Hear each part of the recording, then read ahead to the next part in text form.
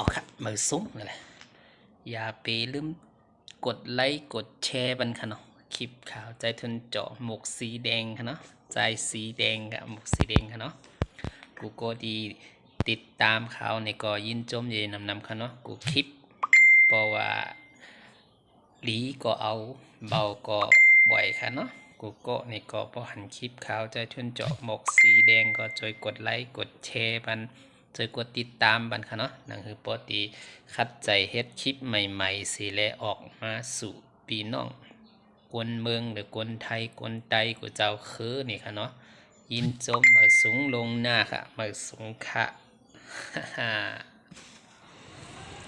ออกค่ะในค่ะเนาะผักขี้เล็กหรือว่าหมกซีดีเมืองเขาค่ะเนาะเฮ็ดอาหารจีค่ะนะเพราะว่าเตรียมไว้ค่ะเนาะเมื่อในก็เตรียมไว้ตามมือผูกเย้าในค่ะเนาะก็บอกว่าเมื่อเดี๋ยวมันเป็นเทศกาลกินจีในก็แนวทางจะในเป็น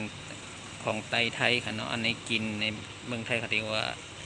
ดอกขี้เล็กนี่ค่ะเนาะทางเมืองเขาเรียกหมกจีบีค่ะเนาะอันในก็ด้วยค่ะเนาะอันในข่าวเฮ็ดทางกล้วยหลอกไม้ค่ะเนาะหั่นแครอทตาดีพัดใส่ผักคณะผัดซีอิ๊วพุ่งมาดีมีผัดซีอิ๊วผัดไทยจะในค่ะเนาะอินจีค่ะเรียกขายดังกัดเจ้าค่ะเนาะกัดเจ้าตั้งสายสันกำแบงค่ะเนาะพอผ่านมาก็มาแว่เลยค่ะเนาะอันในก่อนเหมือนค่ะบอกค่ะเผยไข่โมวิธีเฮ็ดกับข้าวหรือว่าเย็บเสื้อโคค่ะเนาะข่าวยินดีที่จะเป็นที่ปรึกษาหรือว่าแนะนำทางตีเฮ็ดคือค่ะเนาะตีสอนคือเขาโปรโมค่ะเนาะการเย็บเสื้อโคซะเนี่ยตีเฮ็ดกับข้าวซะเนี่ยค่ะเนาะ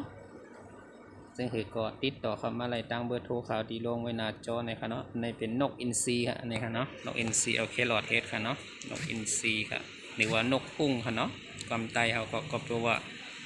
เบิ่งเปิ้นเนี่ยว่าเปิ้นเฮ็ดกับข้าวซะเนี่ยบางร้านในเปิ้นที่ต้องการแต่งจานจะให้มันห่างดีห่างงามค่ะเนาะความห่างดีตั้งห่างดีก็แปลว่า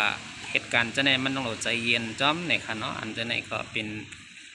ลายมือค่ะเอาใจทนจ่อเนี่ยค่ะเนาะก็พอเก๊กก็จอยกดไลค์กดแชร์ปันค่ะเนาะจอยติดตามกดกระลิ่งไว้ค่ะอันในก็แครอทค่ะเนาะแครอทตั้งเฮาโหพักปึกค่ะเนาะโหพักปึกสีแดงค่ะยังมีก๋วยเตี๋ยวหลอดจะในค่ะเนาะอันในก็เตรียมขายตอนเจ้าค่ะอาหารเจค่ะเนาะถ้ากินเจเนี่ยก็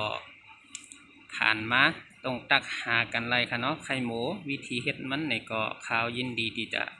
สอนปั้นเนี่ยก็ติดต่อมาดังเบอร์ข่าวใจทนเจาะไรค่ะเนาะอันนี้เป็นน้ำพริกเห็ดหอมค่ะน้ำพริกเห็ดหอมค่ะเนาะอันนี้ข่าวไทยจองรับมาอินค่ะเนาะ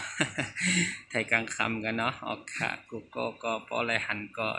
จะกดไลค์กดแชร์บันค่ะเนาะอันนี้น้ำพริกเห็ดหอมนั่นเลยค่ะฝีมือของพี่น้องไต้เขายินดียินชมค่ะอย่าลืมกดไลค์กดแชร์ปันค่ะเนาะเพื่อเป็นกำลังใจข่าวใจทุ่มจอต่อไปค่ะมาส่งค่ะ